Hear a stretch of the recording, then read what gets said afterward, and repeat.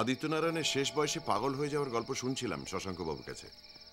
কিন্তু পাগল হওয়ার আগে 60 বছর বয়স পর্যন্ত তার মতো পরিষ্কার মাথা খুব কম লোকেরই ছিল। আচ্ছা, যে তলোয়ারটা দিয়ে বাঘ মারতে গিয়েছিলেন সেটা এখনো আছে?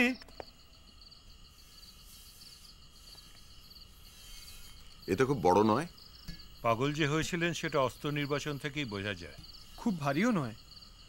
ডিটেকটিভদের অনেক ক্ষমতা থাকে শুনেছি। আপনি কি হেঁয়ালির সমাধান করতে পারেন মিস্টার মিত্র? এককালে ওদিকটায় ঝোঁক ছিল সেটা বলতে পারি।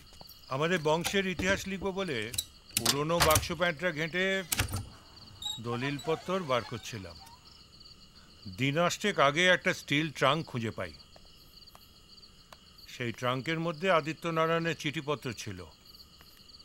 সেই চিঠিপত্রের তারার তলার থেকে এই বাক্সটা বেরোয়, আর এই বাক্সটার ভেতর থেকে এইটা লেখাটা যে আদিত্যনারায়ণের তাতে কোনো সন্দেহ নেই।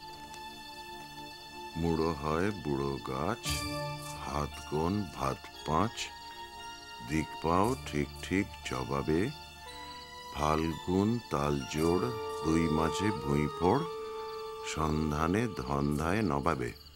এর সমাধান করতে আপনাকে 3 দিন সময় দিলাম। এর মধ্যে না পারলে আরো 3 দিন, তারপরে আর নয়।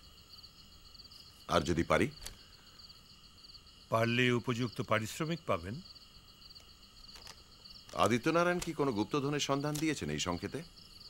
কেন, আপনার কি তাই ধারণা? শেষের লাইনে তো সেরকমই একটা ইঙ্গিত রয়েছে দেখছি। সন্ধানে ধন্দায় নবাবে, অর্থাৎ এমন কোনো জিনিস যার সন্ধান পেলে নবাবের মনও ধাঁধিয়ে যায়। ধনদৌলতের কথা বলেই তো মনে হয়। অবশ্যই আদিত্যনারায়ণ সেরকম লোক ছিলেন কিনা সেটাও একটা প্রশ্ন। সবাই তো আর সংকেত লিখে গুপ্তধন লুকিয়ে রাখে না। ওর পক্ষে সবকিছুই সম্ভব ছিল। খামখেয়ালি মানুষ ছিলেন, রং তামাশা ভালোবাসতেন, প্র্যাকটিক্যাল জোক পছন্দ করতেন।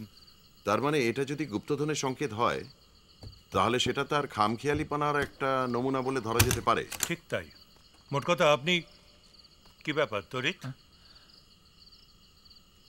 আগে চরিতা বিধানটা নিয়ে গিয়েছিলাম, রাখতে এসেছি। ঠিক আছে, রেখে দাও। আর তোমার প্রুফটা দেখা হয়ে গেছে?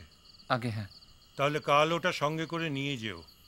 আর সেকেন্ড প্রুফেও কেন এত ভুল থাকে সেই ব্যাপারে কড়া করে কয়েকটা কথা শুনিয়ে দিয়ে এসো তো। আগে তরিতকাল দিন সাতেকের জন্য কলকাতা যাচ্ছে, ওর মার অসুখ। ও কাল তোমার ট্রেন কখন? আগে দুপুরে।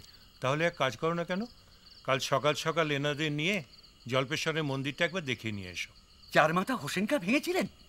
ওরে বাবা, আপনি তো অনেক কিছু জেনে গেছেন মশাই।